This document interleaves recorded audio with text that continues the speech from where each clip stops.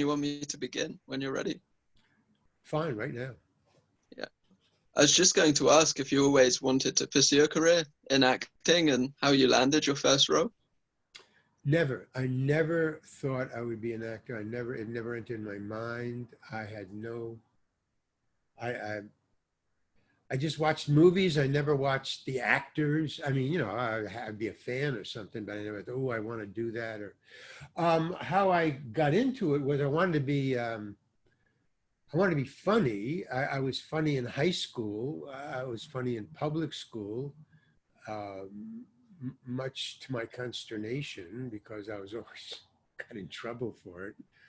Because I'm basically, or somebody else said this, but I like it as a description of comedians. I'm a mocker, is what I am, as opposed to a rocker.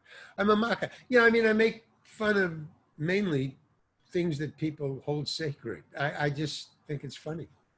Well, it's funnier than stuff that it's funnier than things that people don't hold sacred. They don't laugh as hard. They also don't laugh as often, but that's okay. Yeah, so I've gotten in a lot of. I've been pulled off the stage. I was a stand-up comedian. That's how I started. But I was pulled off the stage by police. I was booed off the stage. People came at me with beer bottles and stuff. I mean, are you familiar with Lenny Bruce? Yeah, yeah. Well, I was like, I was doing, he was my hero. So I was doing Lenny Bruce stuff, Richard Pryor stuff, George Carlin stuff, uh, kind of, what's that guy from England, your guy, Ricky Gervais. I mean, Yeah. to me, they're great. They're the great ones. Ricky mainly and Lenny are about the tops, and then Bill Bird. So I was trying to be a comedian, and I didn't realize the heat. In other words, I was an innocent. I didn't know that what I was making fun of on stage was sacred to some people. I mean, I knew, like religion, politics, the normal things. But I just thought there were religion and politics, and you don't talk about them at my dinner table anyway, because my dad or my mom would just get bent out of shape. I just discovered this. I just not discovered it. I just realized this about a couple of weeks ago, because I'm doing all these podcasts, and I'm starting to get into my my history. My upbringing. People ask me about that, so I talk. But I've never dealt in my childhood or my upbringing or my family. I just try to shut it out. I guess that's what psychiatrists dig into, what podcasters dig into, Oh, what was it like growing up? And I started to realize I I have a big family. My mother had four brothers. My father had at least one sister, and they had children, and then his cousins, and it became a huge. So like Thanksgiving or Christmas when I was young, big family gatherings. I didn't realize it, but they were all right wingers, solid, wow, uh, crazies. I Yeah. mean, politically. And I was the only lefty. Oh, I didn't even know I didn't know that there was Democrats and Republicans. I heard political stuff and I would agree with that or that. And I started to stand up for the ones I agreed with, I didn't like, I would, mock them. And I started getting blowback from my parents, which, when you're 15 or 16, I didn't get it. So I started to drift away. Right? That's kind of my defense was I was always dreaming of running away. That was my big dream. One of these days I'm going to run away. Unfortunately, it didn't happen until I was 25, but but it's not called running away. It's called growing up. So, it made no difference to anybody. But lately I found out that, I was the interloper. I was the only one in my entire family, cousins, uncles, sister, father, mother, all just total, not my thinking. So when it came to the blowback of my stand-up, when I started to get into, I was opening for like Woody Allen, Miles Davis, the Kingston Trio. So these were like big headliners. So I was getting big, huge crowds. Not mine, the headliner. Like Woody would get big crowds, and then I would have to open for him, or Miles Davis would open, or Kingston Trio.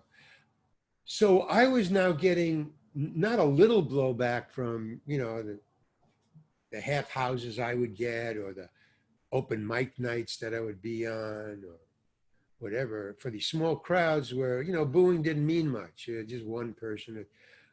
But, you know, the Kingston Trio, when I opened for them, I mean, a guy came at me with a beer bottle. Get the fuck off the stage, man, you know.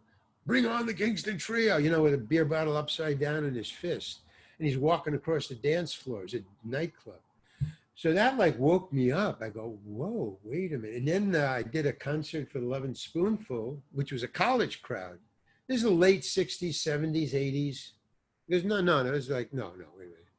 The 70s, 80s, 90s. 70s and 80s mainly. Yeah, I did a thing for 11 Spoonful, and the cops, a phalanx of 20 policemen, marched down each side of the aisle. It was an arena. Marched down the aisle, packed audience for the 11 Spoonful. I thought this, you know, and I'm yelling as the cops are coming up to me. I'm going, this is a college crowd. What do you mean? Why are you booing? This is sex, drugs, and rock and roll. You know, this is, why?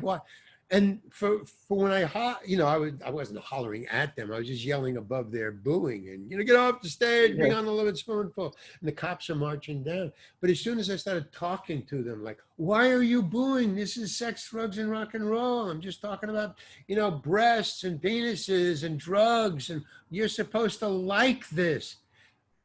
They shut up for that. They go, oh, whoa, what was he saying? Oh, yeah. Wow. And then as soon as I said, oh, okay, they quieted down just as the police are coming up, and I started to go again. As soon as I opened my mouth with my shtick, boo, no. And then the cops pulled me off the stage. And I called my manager. I said, look, man, this is, I'm a middle-class Jewish kid. I'm really not Lenny Bruce. I'm not even into drugs yet. You know, that's coming. It's like in another year. But now I'm not into, so I don't know why the police are pulling me off the stage. It's a college audience. They pulled me off the stage, and then they just held me backstage, you know. Well, 18 cops left. You know, they just marched up onto the stage, and they took both arms, and they were very gentle. I mean, I don't think they knew why they were pulling me off the stage. This is in St. Louis, Missouri. There's a South, okay, but still, I think that was just a job. You know, the dean called. I mean, I found this out later. The dean called, said, hey, there's a guy cursing on stage, you know, get him off, you know. And they rushed down. But the cops they didn't care. They were just, it was their orders, you know, go down and there's a guy on stage. The dean is complaining about him. Just take him off the stage so the music can start. Okay. So when I got backstage, 18 of them left, and the two just stood by me backstage while they, you know, set up the band, because I was cut off for, you know, 15 minutes before I was finished. So they were setting up the band really fast and everything. And I just, you know, why? Okay, I'm off the stage. I'm shut up. You know, why are you standing here? And they said, well, we have orders. We have to stay with you until the band starts playing, so you don't run out on the stage and start again. No, Jesus. I mean, it's like kindergarten. Okay, you know, so we just stood there for 15 minutes while they set up the stuff. No I had no conversation with them. There's no small talk or anything. I just stood there, the three of us, you know, and just waited until the band. Okay, thank you, sir. I mean, it wasn't, you know, what you think about pulling off the stage, but it was cops, and I couldn't say what I was going to say. And then, so we flew up to the next gig, and it was the Northwestern University. And when we got out off the bus and checked into the hotel, while we were walking to the elevator, 3 men stood in the way of the elevator, and there was I think 7. Let's see. There's 4 11 Spoonful and me. That's 5, and 2 managers. Their managers traveled. That's who we traveled with. So we're all walking to the elevators, check into the hotel in Minnesota, Wisconsin, I don't know, and Northwestern University. And these 3 gentlemen stood in front of us and said, is there a Larry Hankin in your party? And as soon as, one was a police officer, a captain with the hat and all the, And then the second one was a priest in the whole thing, white collar and everything, white hair. And then the third one was a very distinguished looking gentleman. He was the dean of the college, the university. And this is all Larry Hankin. And the two managers immediately stepped in front of us and they said, what is this about? And they said, we have a call from the dean of Washington University in St. Louis, Missouri, saying that you're opening with a filthy-mouthed comedian. Is this true? And then they turned to us and they said, go up to his room. They didn't say my name because they didn't want to identify who Larry Hankin was. And they said, go upstairs. They said to the five of us, go upstairs into his room, lock the door, and don't let anybody in except us. Okay, now go. So we went and they stood there with the three men. And then we were up there and then they were saying, no, you got to do your act, man. You got to do your act. Because they wanted a riot. They just, they wanted the publicity. No, you got to do your act, man. You got to do it. And I said, well, yeah, but I don't want to be pulled off the stage. It doesn't do me any good. And, no, you got to do it. So finally I said, okay, I'll do my act. Okay, because I just love their enthusiasm to see me busted. Okay, let's go through this. Let's do this. So I get the knock on the door and the two managers come in and say, okay, here's the deal. They don't want Larry to go on. He's a filthy mouthed comedian. They don't want it. And they, oh no, man, he's got to do it. Can he do a clean act? And I said, she says, no, but here's the thing. Okay, we talked him into letting him go on if he cleans up his act. But the first filthy thing that he says, not by your standards, but by the dean's standards here.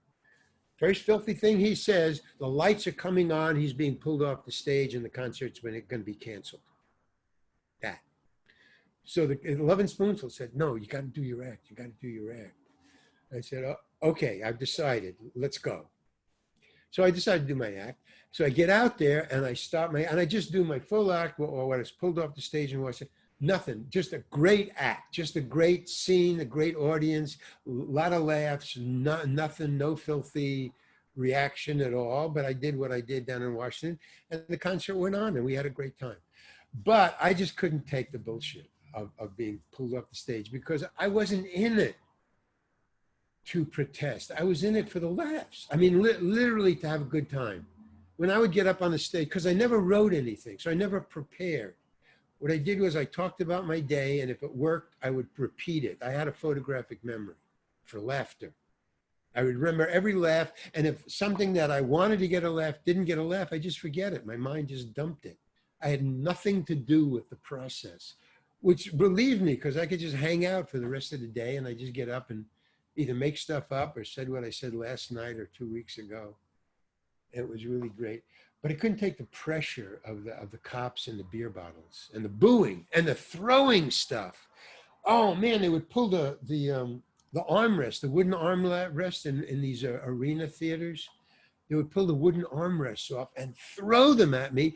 And when they ran out of stuff, because you can only throw it from the first or second row. I mean, the third row, it would land on the first row, no, or the fifth row.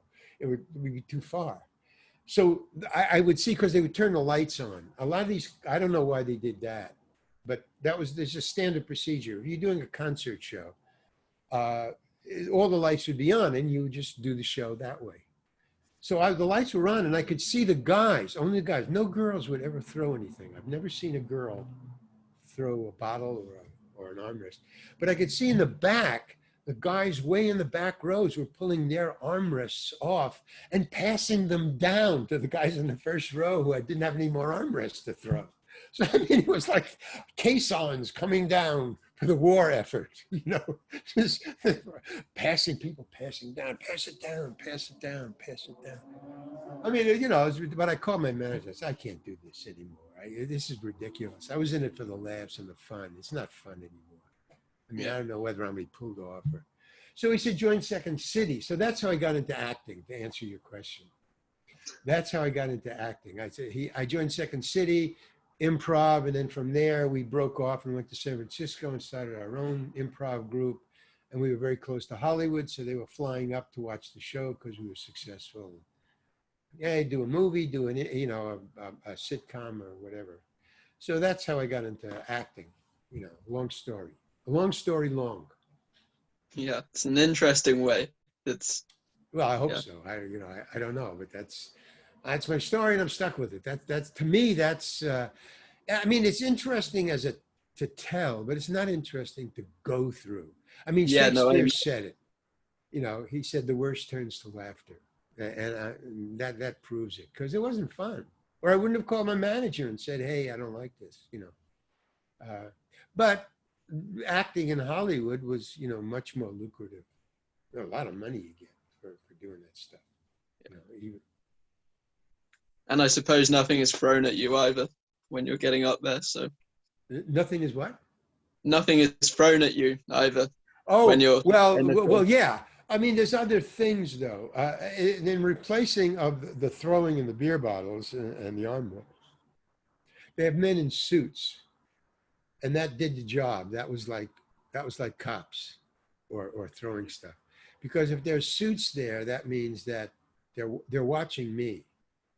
Yeah, Because like when I did um, Kramer, when I did Tom Pepper for Seinfeld, and I imitated Kramer. There was no audiences there because it was a 2-day shoot, and they didn't want to bring one audience in, then empty them out, bring another audience in. That would be too discombobulating concentration because it was a continuation type of sitcom. The two of them, you know, yeah, were connected, and then they didn't want to keep an audience for 2 shows because that's a very long time. It's like a 2.5 hours, 3 hours to just sit. You know, it's just too long. So they didn't have any audience. So what they did, not instead, but so I could see, was there was just a cast and the crew, and then 3 guys in suits who just stood there like this the whole time. Didn't laugh at anything, but just watched me because I was doing one of their sacred cows. I was doing Kramer, who was sacred to the Seinfeld show. He was like the big kahuna.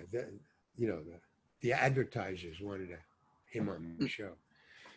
So I was imitating their cash cow. And so the suits came down to watch, and they just stood there the whole time while I rehearsed and while I did it. They didn't say a word. And when I was off, when I wasn't on, you know, like, okay, Larry, that's your scene. You're up in another 10 minutes. As soon as I left the stage, they left. And then when I came back on, they came back. So I know they were just watching me. And it just bugged the hell out of me. But there's nothing I could do, you know, except this is what I'm doing. Nah. I mean, yeah, that's my, I was in my head. I didn't do it. So, you know, the throwing and the beer bottles and the cops, when you're doing Lenny Bruce and Carlin and Richie Pryor back in the day, not now you have to get naked to get a laugh now. And you have to talk about, you know, sex, drugs, and rock and roll now. But back then, 70s, 80s, and a little of the 90s, but by then I had given it up. I was just an actor then. Yeah, they just, and they had hooked me because I couldn't go back to stand up because I was making too much money. It would, you know, and meanwhile, Richie and everything were starting to break into television and starting to open it up. So, you know, that would have been a great time to start as a stand-up comedian, you know. But I was already committed to acting, and I had an expensive apartment. I was, you know, they had me by the nuts, man, by my finances. You know, once they have you, Hollywood, you won't let them let go.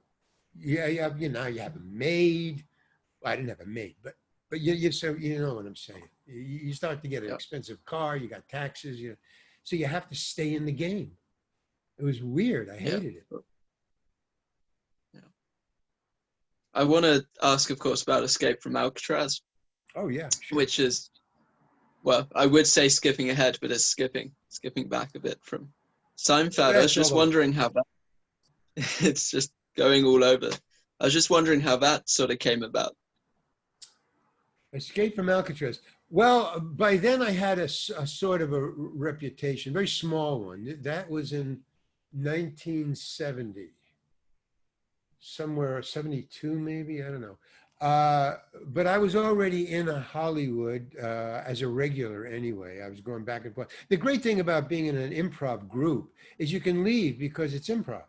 So somebody can replace you and they either improvise what you are, because everybody knew everybody's lines. It was one group and everything was improvised. There was nothing was written down. Things were saved, they were worked on to make them better in rehearsal, but nothing was written down. So I could leave and somebody would, because you all heard everybody else's lines and we could kind of improvise, you know, what I was saying. It didn't have to be exact.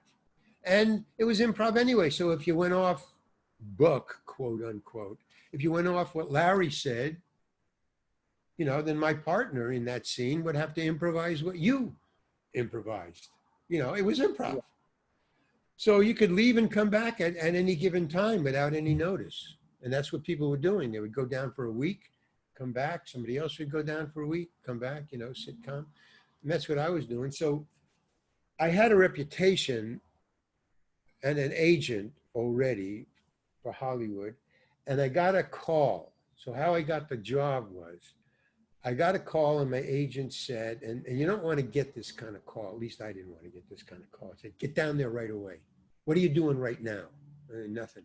Get down there right away. You got to go to Warner Brothers. It's a big tentpole thing for Clint Eastwood's next big movie. You got to get down there right now because they're closing in an hour and a half. And it was an hour to go out to the valley. I live by the shore.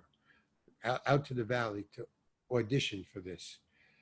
So I was bugged for a lot of reasons. First of all, the rush. Second of all, I didn't know what I was auditioning for. I didn't know the part. He said, yeah, they'll tell you when you get there. I don't like that. And the second thing was, if they say, get down there right away, that means, to my mind, that somebody was fired and they need to get a replacement right away. Otherwise, they call you like 2 days in advance and they send you the part that you're going to play. So you can read it and understand what the hell you're going in for. You know, you can maybe memorize it, but you're prepared and you can go and at your leisure, you can go and, you know, a half hour earlier, have a cup of coffee right next to, you know. So I was rushing in and all I'm thinking was driving really fast to get there in time, thinking, oh, they want me to rush down there because they didn't hire me first. They hired me as a replacement. You know, that really bugged me. Why didn't you call me for the part in the first place? I mean, it's just, so by the time I show up, I'm, you know, all the testosterone, you know, just crazed. I get there and the place is empty and I knew it, right. Somebody got fired because there's, you know, generally they have several people who do audition for the same part. No, I was the only guy, empty. There's only a receptionist there. So I say, she says, well, what are you here for? Like, what the hell are you doing here? I go, oh no, Alcatraz, Escape from Alcatraz. I'm here for the audition. What are you auditioning for? I don't know. So she's looking at me like I'm a jerk. You know, well, do you have a side? No. You don't know what you're auditioning for? No. Okay. And she's kind of disgusted. I guess she had something to do. So she takes out a script and she hands it to me. An entire script. She says, well, here, you can read it. I go, what am I going to read? I don't know what I'm reading for. I don't know, you know, I want to memorize the entire script. And anyway, I can't read an entire script. It'd take me too long. I mean, and it just, as I'm talking to her, a door opens and this woman says, are you ready, Larry? I go, yeah, I'm ready. See, that's my go-to. My go-to is I'm going to get fired, so let's get to it. That's my go-to thing. You're going to fire me, let's get to it. Let me get fired. I get in my car, I go home, have a cup of coffee, and get this crap out of my head. That's my go-to. And I do not cop to anything. You ready, Larry? Yeah, sure. Now, I know I'm not ready, but I don't care. I want to get this whole thing over with. You want to fire me? Fine. You want to audition me? Fine. Let's get out of here. See, because I never wanted to be an actor. That wasn't my dream. So this is now, I just want my rent money. That's why I'm here. I'm overbooked on my rent. I just, I'm not working that much. And I don't live in San Francisco. Okay. So I go in and there's 3 chairs. There's just 2 people there. There's Don Siegel and there's this woman who is a big time casting director because it's a Clint Eastwood movie. I don't know, she's about 45 or 50, and she's got this attitude, And so, but all the 3 chairs are facing one another. And there's Don Siegel, who's a great old man. I loved him. Sitting here, and we're facing each other. And he goes, okay, Larry, so what are you here for? And I go, in my head, I'm, oh, Jesus. I don't know. Oh, you don't know? Okay. And he turns to her, well, what do we have open? I mean, like they're not even prepared. I heard that Clint Eastwood was going to be auditioning with me. That made me, he wasn't even there. So it's falling apart.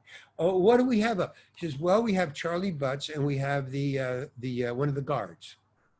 So he looks at me, he says, you want to do Charlie Butts? You want to do the guard? And I said, I don't know, man. I don't know. I haven't read the script. Oh, you haven't even read the script. Okay. Well, let's see. How about the guard? I don't know. What about the guard? And she says, well, I mean, the guard has to beat up Clint Eastwood. It's the guard that beat up Clint Eastwood in the cell when he was in his single cell in the movie. Beats him up. Says, that guard? He says, yeah. He said, He looks at me, he goes, I don't know, Larry. I don't think you can beat up Clint Eastwood. Do you think you can beat up Clint Eastwood? I go, I don't think so. He says, yeah, I don't think so either. Nah, he can't do the guard. Okay, so that leaves Charlie Butts. You want to do Charlie Butts? I go, I don't know. And she says, wait, hold it. And she holds up the script to him, a page. She says, he can't do Charlie Butts. Oh, okay, why? It says here, Charlie Butts is short, fat, he has freckles, he wears glasses, and he's bald. And he goes, give me that. So he looks at it, he reads it, he hands it back to her, he says, the audience won't have the screenplay. Okay, you got Charlie Butts, he says. And I just sat there like, what the fuck is going on, man? They never tell you that. In an audition, they never tell you you got it or you don't have it. They say, thank you very much, we'll be in touch. That's it. And you leave. So, no. So he says, and he's looking at me, and I'm just like sitting there. And he goes, you don't believe me, do you? And I go, no, I don't. And he goes, okay, tell you what you do. Why don't you just go home and sit by the phone, see what happens, and get out of here. Okay. And I just split. So that's how I got the job. By the time I got home, I sat by the phone for 10 minutes, and I got, ring, hi. Hey, you got it, man. Nice doing. What'd you do? I don't know, man. I just read with him, just on the page. He said, you want to do, you want to have time to look at it? No, just let's read it. Blah, blah, blah, blah, blah, blah, blah. And he goes, okay, you got it. That's it. Thank you. Get out of here. So I don't know why. I think he just liked my guile or my guilelessness, I guess. Guilelessness is the word. I was so innocent and just open to what the hell's going on. So when I got there on the set, and I was on the show for 3 months, man. It was more money than I'd ever made in my entire life. When I was there, I never went in my dressing room. I just hung out with him and Clint. That's all I did. I just wanted to watch how a movie was made. That's really what I was about. Was because I didn't want to be an actor. Still, I didn't. I was making money being an actor, but it was not a desire. I just, So, yeah, it was really great. And my relationship to Don Siegel was grandfather, grandson. I mean, he just treated me like a grandson. He said, oh, Larry, what are you doing? He would always question me. He would say or if I needed somebody, it was always me. Hey, Larry, come here. Oh, yeah, what? Because I was always there. Getting the scene. I'm doing he was like this, he would say, there's like a, profile shot, 2-shot, two people talking like that, like that. So he said, look, get in your cell. So he's on the C tier. So they're shooting into the cell, and the camera, the back was against the railing, and then there's this drop. So we're shooting into the cell, and he says, get in your cell. I go, why? He goes, well, because there's two people talking and there's a hole right in the center. So I don't want it to be empty. It's an empty cell. So just get in there. I just want somebody in there. Just a body. Just get in there. So I was kind of insulted that I was just a body now. But okay. Hey, okay, you know, I liked him. You know, I liked Clint. So, okay. So I got in there. So I said, how much time do I have? He said, well, they're setting up the shots. You have about, I'd say, 10 minutes. Okay. I said, okay, thanks. I run to the prop department and I say, hey, give me a checkerboard. What do you need a checkerboard for? Well, Don wants me to get in this scene and I want to be in the cell just playing checkers with myself. I don't want to be just doing nothing. I just want to play checkers or something. I just says, well, we don't have any checkerboards. Well, what do you have? Just something I could be doing. You got a chessboard? It doesn't really matter. He said, well, I got a chessboard, yeah. And he said, okay, give me the chessboard with the chessmen, you know, just give it to you. And he piles it on. He goes, okay, I'm in the cell. I'm setting it all up. Okay, he says, they're the two stars. This is Clint Eastwood and the warden, the two stars of the show. And Don Siegel yells, Larry, are you ready? He's waiting for me. He's not talking to them. That's crazy, man. Okay. I said, yeah, I'm ready. I got all my stuff. All I'm going to do is, okay. He said, all right, and action. And they're going, blah, blah, blah. They're talking. And I'm just, this cut. Larry, come here. I go, oh, fuck, what did I do now? He says, come here. I walk over to him. He says, what are you doing back there? I said, I'm playing chess. What do you mean you're playing chess? You got a checkerboard there. I say, yeah, but see, Charlie Butts wants to play checkers. He doesn't know how to play chess. But the Alcatraz supply department doesn't have any checkerboards. They have chessboards. So they gave Charlie a chessboard. But since he doesn't know how to play chess, he's playing checkers with the chessboard. That's what you're doing back there? Yeah, I'll stop it. I don't have to do that. I can do nothing. No, that's fine. I just want to know what you're doing, Larry. Get back there. Go. It's okay. Go. I said, okay. And blah, blah, blah, blah. So you look at that.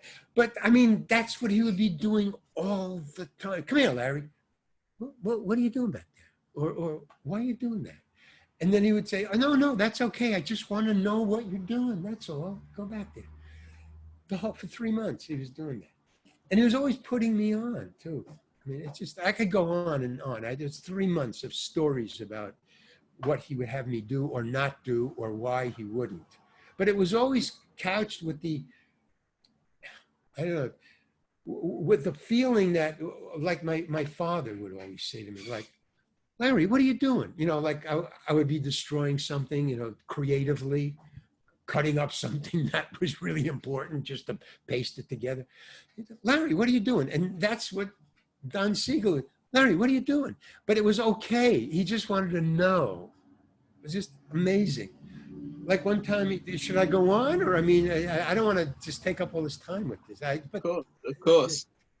Yeah. Anyway, you asked me about something else, something different. I could talk about Alcatraz for days. I was there for 3 months. It was the longest employment of my life. I'd never worked anywhere for 3 days. Were you stationed actually in Alcatraz for Yeah, most of we that were on time? there every morning. You had to get up at like 6 in the morning because the boats, they had hired, because there was a tent pole. I mean, there was a lot of money, you know, Clint Yeah. Eastwood. So what they did was they hired all the tourist boats that, you know, toured the Golden Gate Bridge and around Alcatraz. There was like, I don't know, at least 10, probably maybe 15 or more. But 10 tourist boats that held about, you know, 15, 20, 30 people each. And because we had, you know, the prisoners for Alcatraz, they were all extras, but there were 200 extras. So they had to go at the same time. The boats left at either 7 or 7:30 for a 9 o'clock shoot. 7:30, the boat left the dock, and they all lined up down by the wharf down there. And they all lined up, and you just got on whatever boat, you know, and then if they'd fill it up, get on the next one, blah, blah, blah. We all just went out there, stars, extras, everybody, crew, went out, And then at 8 o'clock, they all came back. So if you went out, you had to stay there the whole day. So I always went out. If I wasn't shooting that day, it didn't matter. I would miss something. So I was there for 3 months, every day, right next to the camera. Or I'd be talking to Clint about something stupid. Here's an interesting piece of trivia that nobody knows about Clint Eastwood. You know these poems, they're called Lear's Limericks. You know, there once was a lady from Ives who, you know. He is a savant of Lear's Limericks. At any time, at any time you could go up to him and say, tell me a Lear's Limerick. And I've never heard him repeat one in the 3 months that I was there. And you go, oh, okay. And he's just blowing out, you know. And I see him, and he would hang out only with the extras. He never went into his dressing room either, except to get something. But he always was out there. He brought the barbell. You know, there's those weightlifting, those, are they called barbells too? Yeah, they're barbells too, as opposed to these, you know. He had those, but they were really heavy, man. I tried to pick up one, and I couldn't. He would be out there. He would, if he wasn't up, you know, ready to go on, in the batter's box, he would wait by lifting weights, and he always put them down as soon as he came in on set.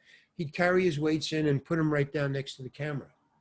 Then he would do his scene, and when they were, you know, setting up the next scene, he'd pick up the weights, and he would do these things. Or during lunchtime, he only ate with the extras. He never ate with the stars. I mean, if the stars wanted to eat with him, that was fine, but he would always sit with the extras. And so, yeah, he would. That's when he would do the Lear's Limericks things, because they would always ask him. That was like a great game they would play with him, just to talk to Clint Eastwood. Say, hey, you know, do you know any Lear's Limericks about this? So you say, no, but I got one close here. How about this? Boom. And he would just, well, you know, they 5 or 10 at a time, you know, because people would try to, during lunch, you know. It was amazing. He was a savant. I mean, like, his head was filled with maybe 100 at least. I don't know. But that's like a little trivia about Clint Eastwood, you know. I'd never heard that, so that's really fun. Of course, you've never heard of that. Who would even talk about that? Except maybe on a podcast. Yeah, I loved it. It was really great. And when, you know, I had the crying scene, you know, when they left me behind, and that big close-up of me crying. You want to hear about that? That was kind of interesting. I liked that. I was playing cards because I had a lot of time being there and not being on camera all the time. So, and a lot of the crew, we had a lot of crew because they didn't want to call in extra all the time. I mean, if they thought that they needed 2 extra more guys in the afternoon for a crew, you had to get on the 7 o'clock boat, or the 7:30 boat, or the 8 o'clock, whatever that early boat was. You had to wait around all day until they needed you for that, you know, the 2 other extra guys. So we would play cards, the crew or the extras or whoever wasn't up or ready to go on. We played poker. So we're playing poker, and then there was 5 guys, 5 crew guys, and then me. And they're all looking behind me. I look behind, it's Don Siegel, and he's standing there behind me. He says, what are you doing, Larry? Again, what are you doing? What are you doing, Larry? I go, oh, I'm not up for a while, so I'm just playing cards here. Because, you know, your crying scene is up in 2 hours. You know that, don't you? Yeah, I know. Are you ready to cry? Yeah. You sure you can cry? Yeah. Because I need you to cry. It's an important scene. Yeah. Well, I think so. You know, I mean, I'm not positive, but yeah. Oh, well. Okay, look, Larry, I need you to cry. So if you think and you're not sure, I would go into your dressing room and start slapping yourself around because I need you to cry. I mean, this is an important thing. So the crew is like, you know, what's going on here?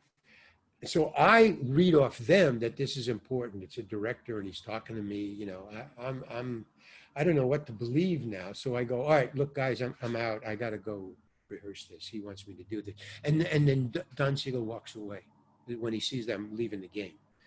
I go, I'm slapping I'm really taking him seriously. I'm trying to cry and I can't. I'm not an actor. I never was. I mean, I'm a one trick pony, you know, I can do this, but not that.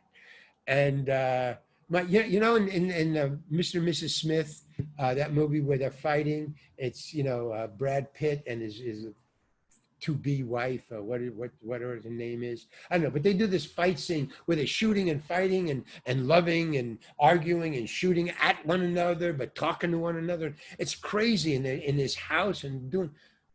See, that to me is acting. I can't do that. I could never do that scene. So that's what's going through my head about acting and crying. I'm a stand-up comedian, but I figure I got to tell him this, that I can't do it. Because if I'm going to be fired, I want to get it over with now. Maybe they can call somebody in 2 hours to cry. So and it was ridiculous because I had all my scenes done already. They'd have to reshoot the entire movie, man. So I knew it was ridiculous. But I said, where's Don Siegel? I got to find him. So I found him and I said, look, Don. And I figured out a good reason why I wouldn't cry. So you need a reason, a backstory. So I said, okay. And he says, oh, what's wrong, Larry? And I go, look, my backstory, I made a backstory up for Charlie Butts, which I didn't. This is a lie. I made a backstory for him. And under these circumstances where you want me to cry, Charlie Butts wouldn't cry because of my backstory.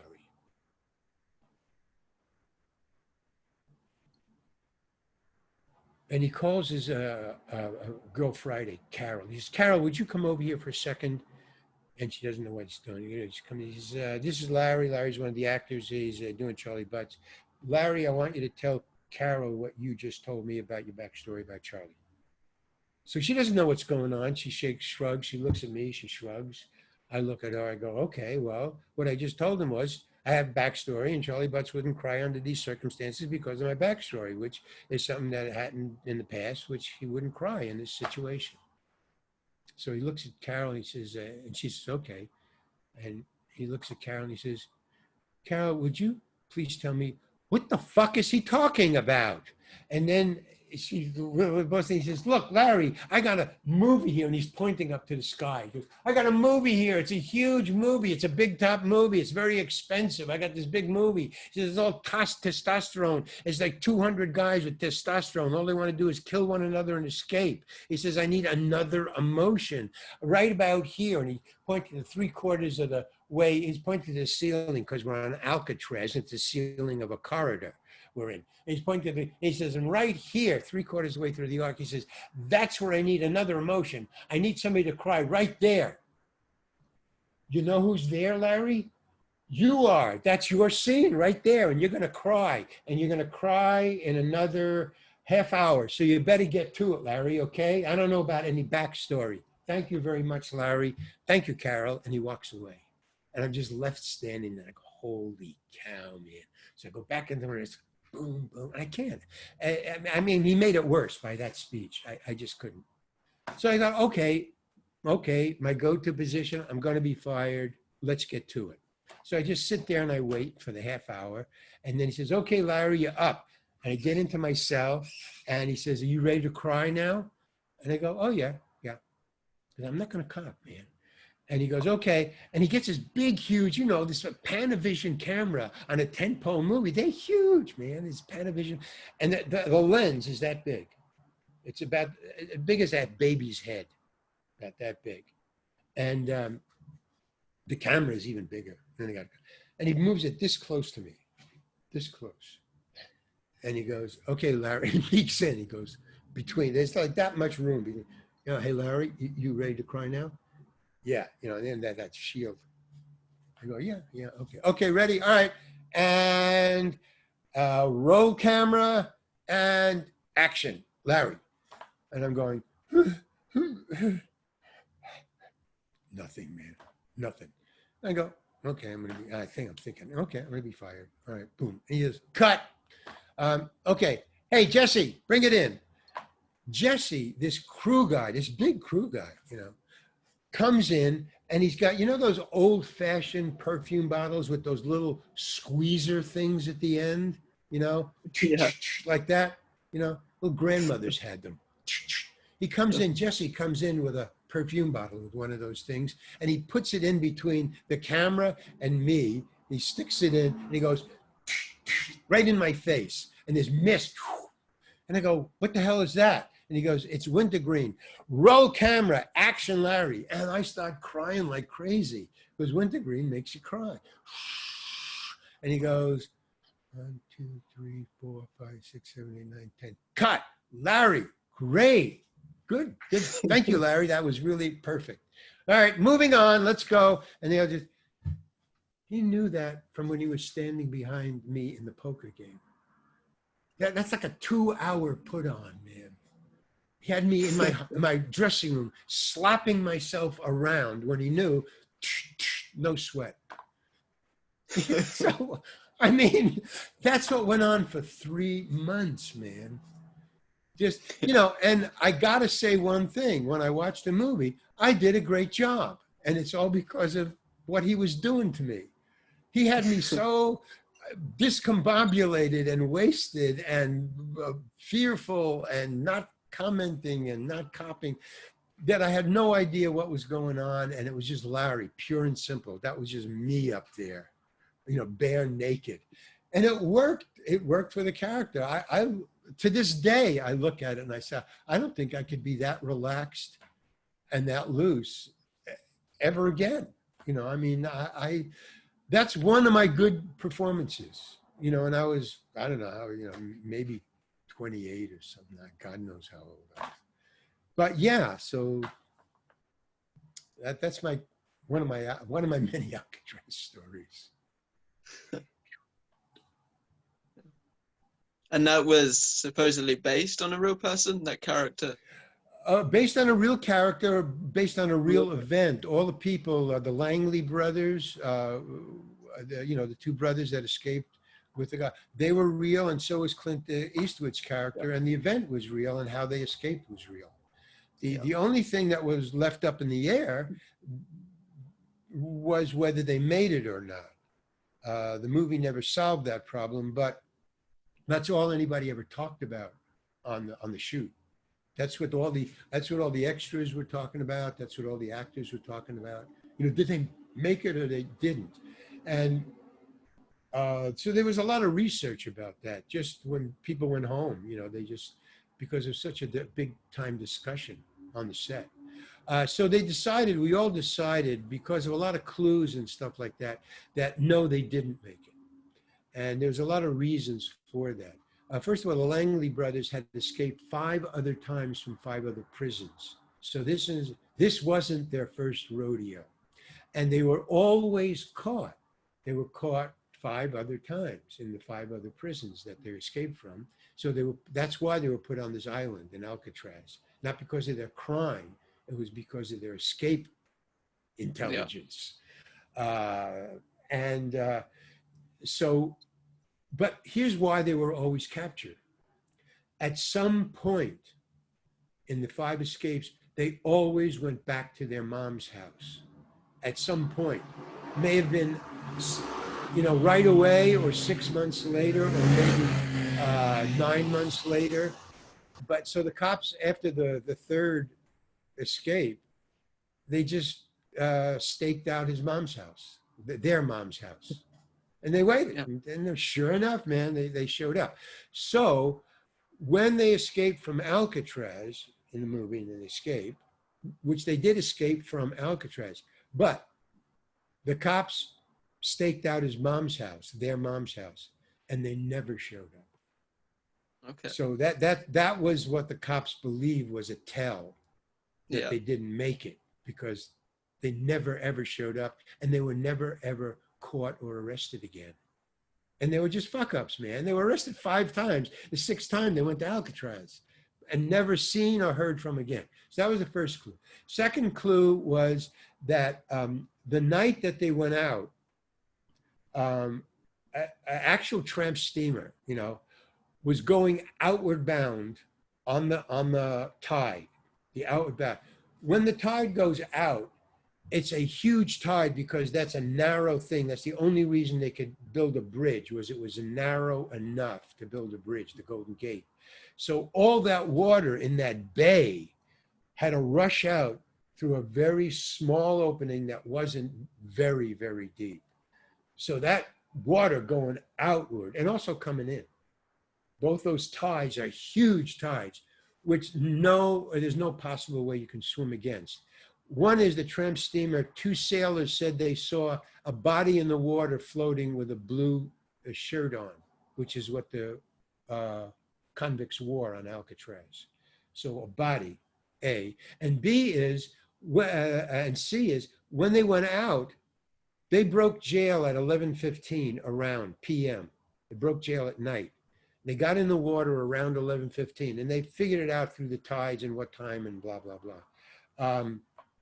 The tide was at its high point. They had no way of knowing this, but the tide was on the going out when they got in the water. There's no way, they tried it. The police tried it several times. There's no way that floating on floats and kicking and swimming, that you could kick hard enough or fast enough to get to Alcatraz straight across. I mean, get from Alcatraz to any land either way. Because by the time you got across on the tide, you were out to sea. So you were gone. And then the last one was on Angel Island, or one of the islands that where they were aiming to get off at, where they wanted to land. No, down the beach from that. In other words, if they were going straight across, the tide would have carried them this way.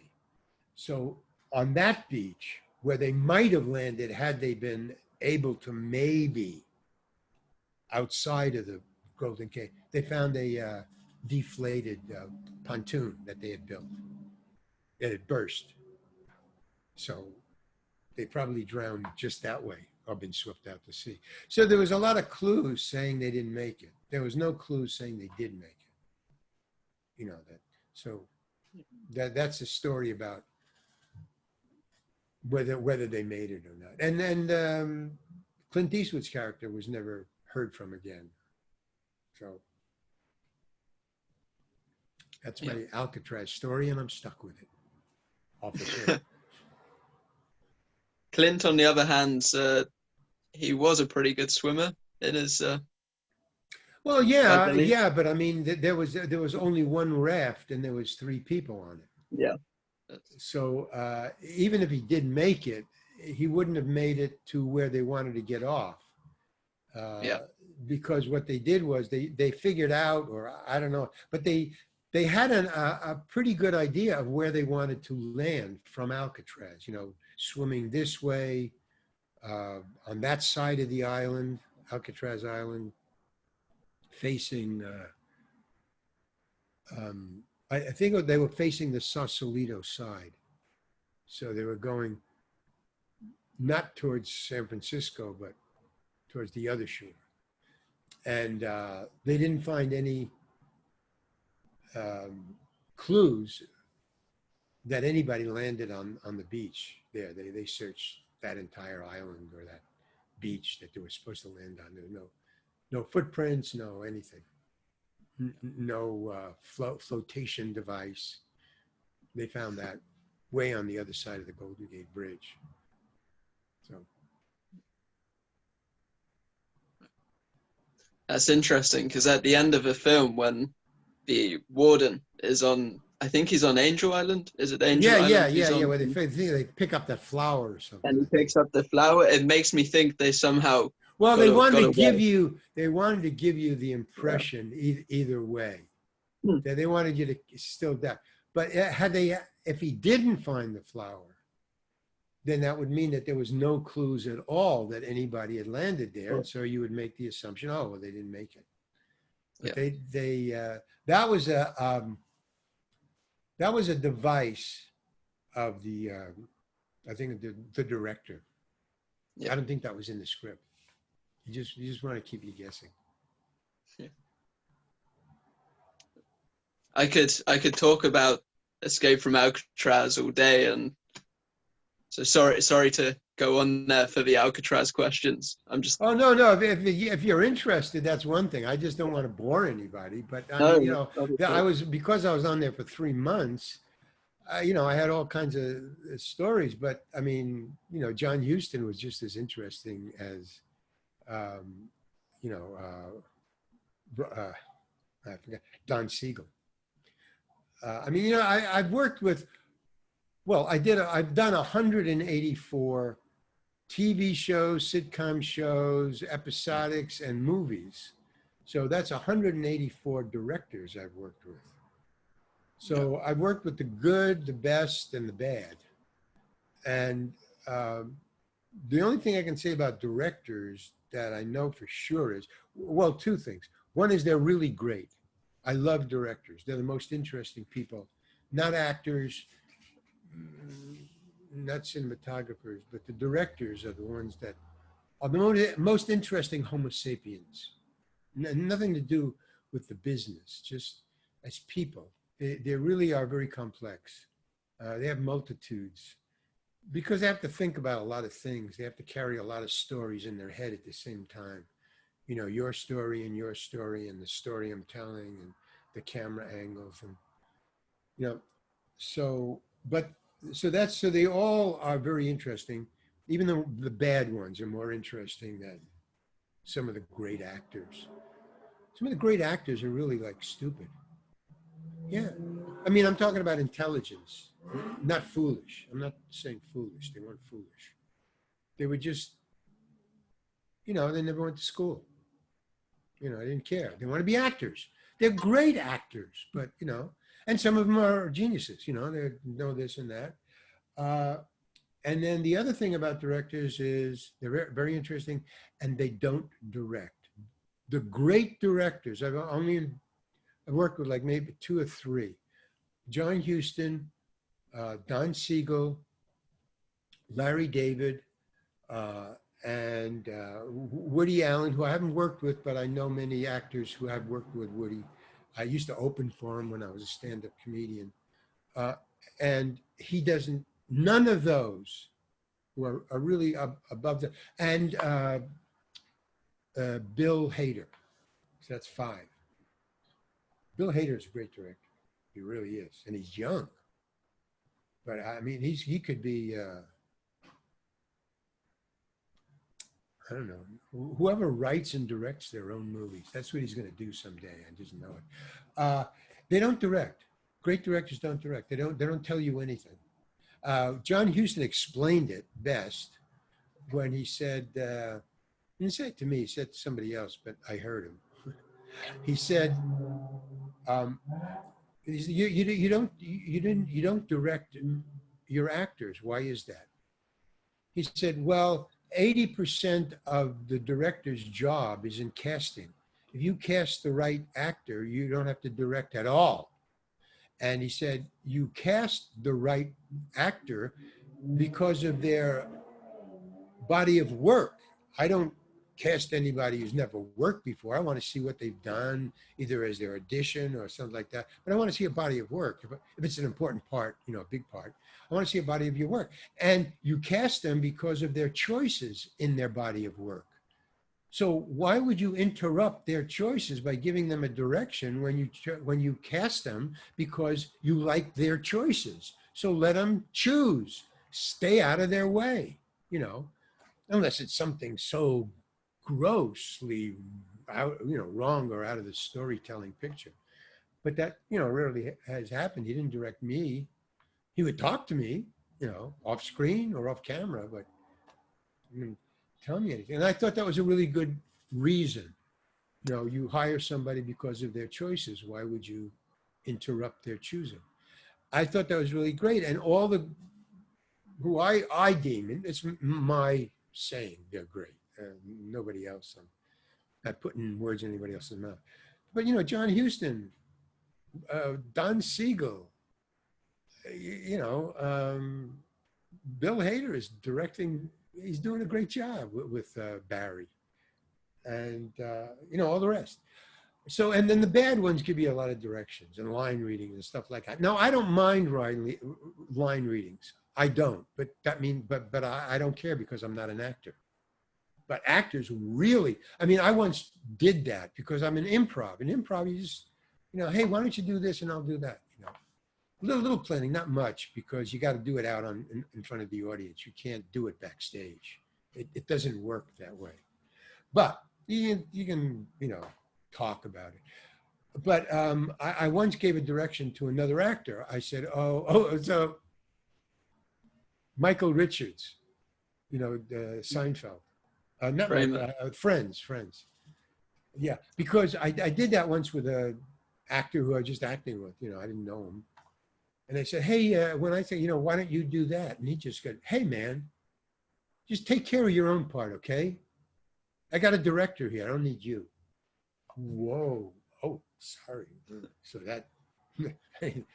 that finished me for giving people hints or anything. I just shut up. Yeah. So only other actors would dare give another actor, and they don't do it anymore. It's for both. I like, if I don't understand what's going on, like bad directors, I don't understand. What is the story you're telling here? Why am I doing this? And and they go blah blah blah blah blah. Oh, I don't understand. Tell me how to say it, and I'll say it. I mean, I appreciate if they give me a line. Well, what are you thinking? How should I say it? And they go blah blah blah blah blah blah. Now, oh, okay, fine. I'll say it that way. Sometimes it doesn't work. In what was it? Take the Money and Run. That was Woody Allen. no, yeah, that's Woody Allen. No, there was another one, something about money, with a black guy was the lead in it. Something money, something the money. It was like an expression that was the name of it. But anyway, there was a joke that I had as an actor. I was on a phone calling for help or something. I don't know. I was on the phone, but it was a joke. It was, what do you say? I don't know. It was a funny conversation, very short. And I wasn't getting it right. I didn't understand the joke. I don't know why I didn't understand it, but I didn't get it. I didn't think it was that funny, maybe. I didn't get it. But the director wanted a laugh there, and also the lead actor, who was a funny guy. Both of them were trying to get me to read. They were giving me line readings because they insisted that, no, this is funny. It's a joke. You got to say it different. I tried different ways, and they would say, no, say it this way. So I tried it this way. Then the black guy would say, no, say it this way. And I would say it that way. And then finally, they just gave up after about 10 minutes. I mean, the crew was getting bored with this, just shooting it. So finally, they said, that doesn't matter. Just say it. And then, cut, let's go, move on. And when I saw it, it wasn't funny. It wasn't right. It wasn't real. It wasn't anything. It was just like somebody had told me what to say, and I just said it. So bad actors, bad directors, and he wasn't a good director, really. But yeah, that's what I found out. They're very interesting people, the great ones, and they don't direct. And then who was it? Al Pacino said, I use directors as safety nets, not to direct me, but to save me from failing, which was another great thing that if you're an actor, that's good to know. In other words, Al Pacino said, no, I see the reason they were asking him about directing. He says, no, I don't like direction because I like to take chances. I like to just, try something, just go out on, I don't know if I fall on my face, fine. Then they don't use that shot. I mean, I'm not afraid of failing, because they don't use it. That's all. Nobody sees it. But I like directors to reel me in, he said. I'm way too far out, but they don't give me direction. They just say, whoa, it's okay, bring it back in. So from both sides, I've heard directions on the set while you're shooting is not good. Maybe rehearse a while. That's when you can, massage it into what the story that you want to tell as a director. So I don't know. I'm just a stand-up comedian. What do I know? Well, you've directed yourself as well, right? The Yeah, short when I film. direct myself, I direct me the way I want to do it. So I don't give me directions. Cool. You know, Yeah. I'm directing while I'm writing. I'm going, you know, I'm going to say it, the character is going to say it this way because it's the character. And I'm going to put the camera here because I'm writing it. So I know where the camera goes, you know, so I don't direct myself, and I'm a great director. So I know what I'm talking about. So, you know, it's very simple, but I only direct me. I did direct Sally's Diner, and I got an Academy Award Yeah. nomination for it. So, you know, the only person I directed was a cinematographer, and we argued like crazy because I didn't think I knew how to direct. And, you know, I kind of did once I got into it. And I said, oh, I see what this is all about. And he said, no, I'll help you direct. Don't worry about it. Because I never directed anything. He said, no, no. He wanted me to direct because he could control the editing process. That's a secret. If you're going to be a director, don't cede any kind of power over to your cinematographer because he wants a cut for his reel, not for the story. That's what I found out. The cinematographer wanted to help me direct because he wanted to control where the camera was at all times and in the editing room, which shot to use because he was going to use it for his reel. And I caught on to him, luckily, in time. So, but we fought a lot. But we got Academy Award, all of us. Him, the producer, and me. Well, I produced it too, but I had another producer because I was wearing too many hats. And I'll give you one other last piece of advice that I got that worked when I was directing. There was a gunshot in it. And so I had to get a real gunshot expert. I mean, you know, somebody who is licensed to be on set when a gun is being fired, even if it's a blank. It's a law. So I had to hire a real professional who had done a lot of, you know, big time movies just to be in as my little dinky little $3,000 epic. And so he said, I said, I can't pay you much because I don't have much money. It's, you know. So he said, no, I like the screenplay. I like what you wrote. It's just a 10-minute little thing. So I like it. But he said, but my name is going to be on the credits. So I have to vet you. I have to ask you a couple of questions. And if you don't answer them right, I'm not going to do the movie. I go, okay, fine. What do you want to know? So he said, I'm going to give you some homework. That's all. He said, I want you to come in the next time, call me on the phone, whatever. He said, I want you to pick out, in this 10-minute little film, I want you to pick out 7 things. I want you to pick out 7 things that you are willing to walk away if they're not in it. You know, if I don't want you to do this, or if the cinematographer doesn't want you to do this, or the actor doesn't want to do this, 7 things that you're willing to walk away from the film because these are in it. You can give in to 2 of them, but you have to keep 5. So I want to know what the 5 things, I want to know what the 7 things are. That's your homework. I want to know what the 7 things are. So when I'm on the set while you're shooting this movie, you can give away 2 of these, any 2 of these, you know, because you have to make a deal. But if you give away the 5th one, I'm walking and I'm taking my license with me, and you're not having a gun on this set. That's it. Are you in? And I said, yeah, okay, fine. Son of a gun. I called him next day. I had 7. I don't remember what they are now, but, you know, the camera had to be here. I wanted, you know, the director. I want this, that, blah, blah, blah. And he came with this list, man, and he just stood. He didn't say a word to me the entire shoot. He just had the list, and he just was very silent. And at the end of the shoot, he said, okay, you know, cool. You know, you kept your word. And I didn't have to give away 2. Maybe I gave away 1, I think. But that was it was the last shot, the cinematographer. I had set it up. We were gaining the light. In other words, it was a night shoot.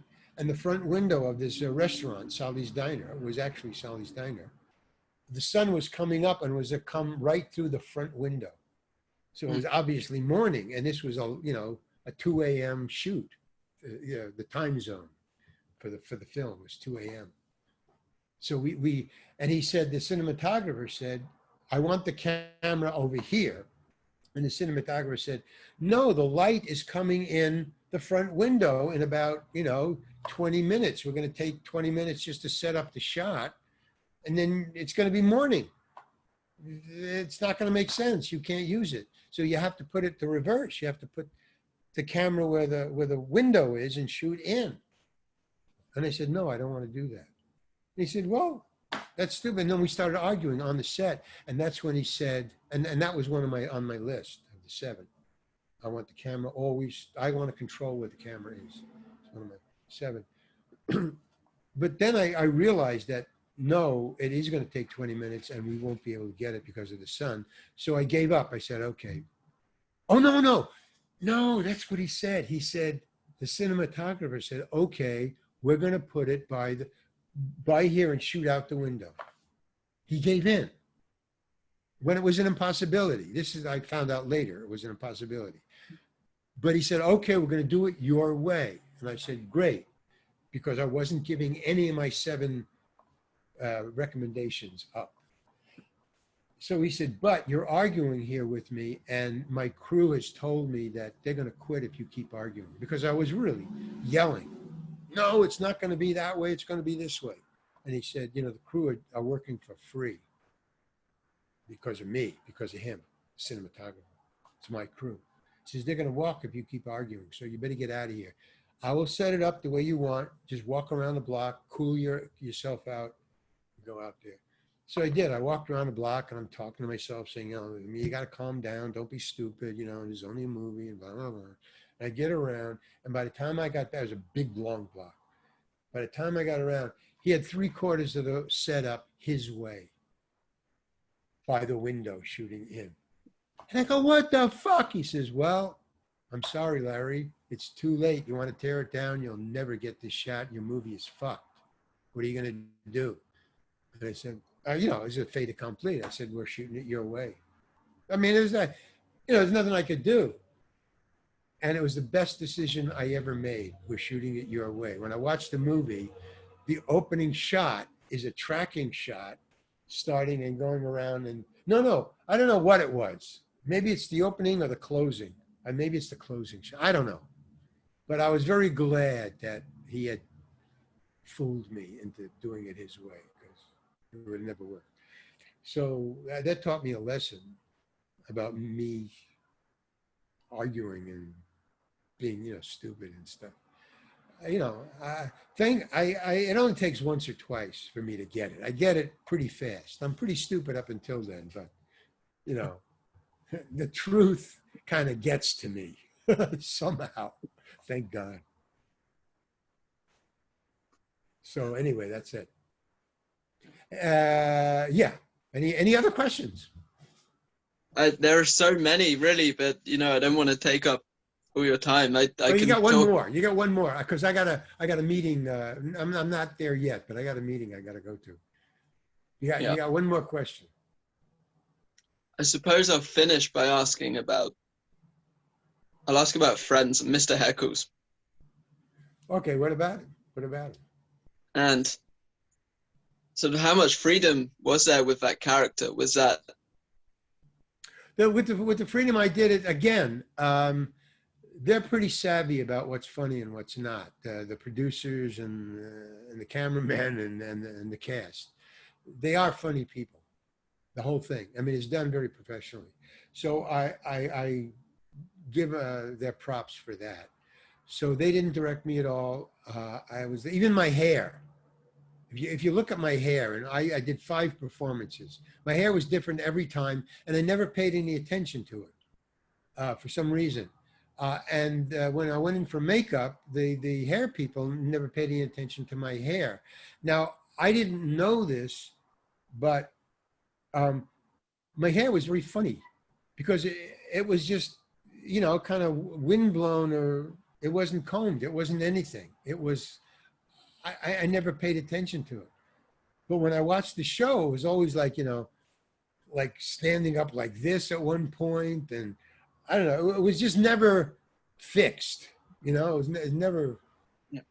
And I think that they understood that. So they left me alone to do that part because my choice happened to me naturally funny. I mean, I didn't know I was being funny. I was just trying to do my job, say the words, hit my marks, not fuck up. That's all I was trying to do. And have an attitude. Mr. Heckles had an attitude. I mean, that was on the page. So that's what I was trying to do, is remember my words and have an attitude.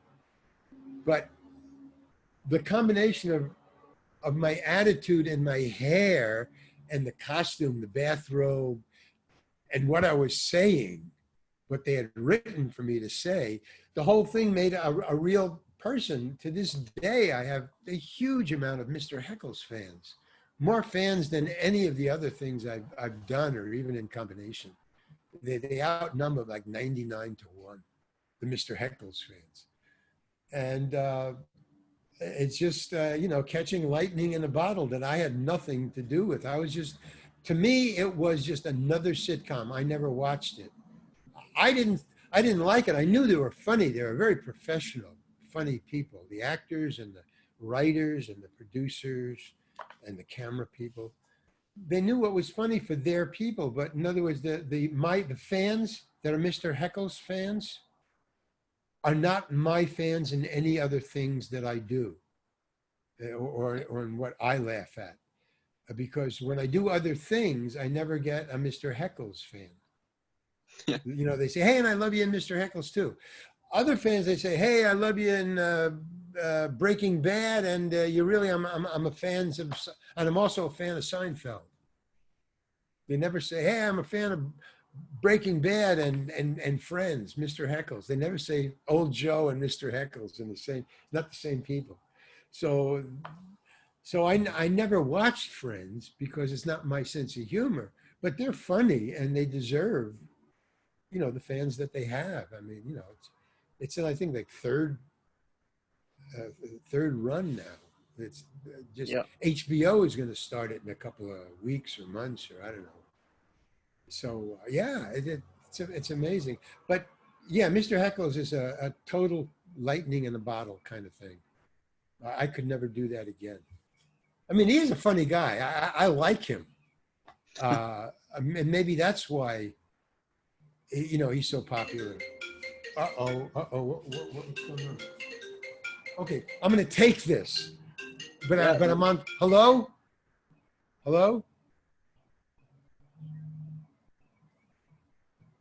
Goodbye.